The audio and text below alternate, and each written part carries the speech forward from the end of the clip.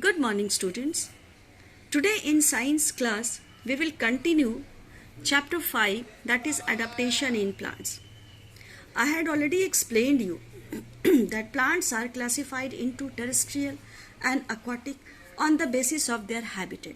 Habitat means natural home of a plant that grow and survive naturally, protect and reproduce. Terrestrial plants grow on land and aquatic plants grow in water. We had already learnt about terrestrial plants that they are found in plains, mountains, deserts, marshy areas, forest, grassland and coastal areas, etc. That was all about terrestrial plants. Now today we will discuss and learn about aquatic plants. Aquatic means water. So here I have written few points, important points about that.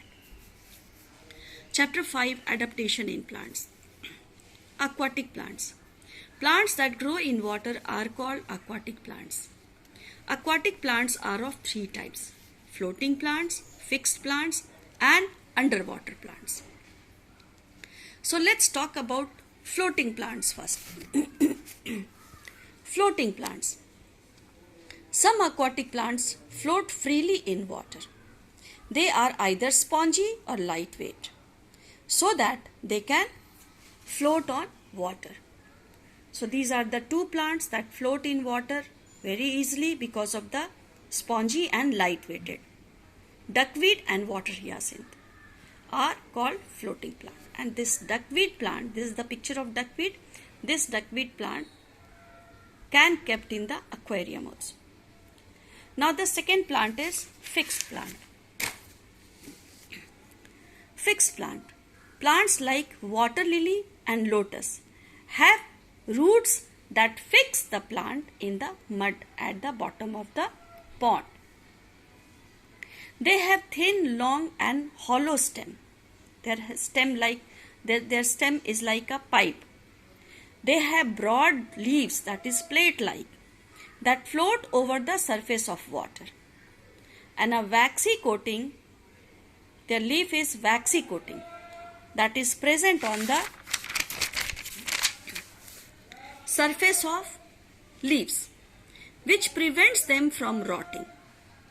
And the stomata in the leaves are on the upper side, not at the lower side. Generally the leaves stomata is at the lower side, but here the fixed plant leaf, that is water lily and lotus plant leaf, is stomata is on the upper side. The stems are hollow like pipe and very light. This helps the leaves to float. The stems are also very flexible. They bend with the flow of water, even though they bend with the flow of water, but they do not get damaged. So they do not get damaged due to strong current and or flow. Here the picture of lotus. You can see the hollow pipe, the flower and the leaf, broad leaf. This is the example of fixed plant. You can see here also some more example of fixed plant. See the picture of broad leaf, plate-like flat leaf, and this is the water lily. Now the third type of aquatic plant is underwater. These plants grow under the surface of water. They have thin, narrow and long leaves. Here you can see the picture. Thin, narrow and long leaves. They breathe through their body surface.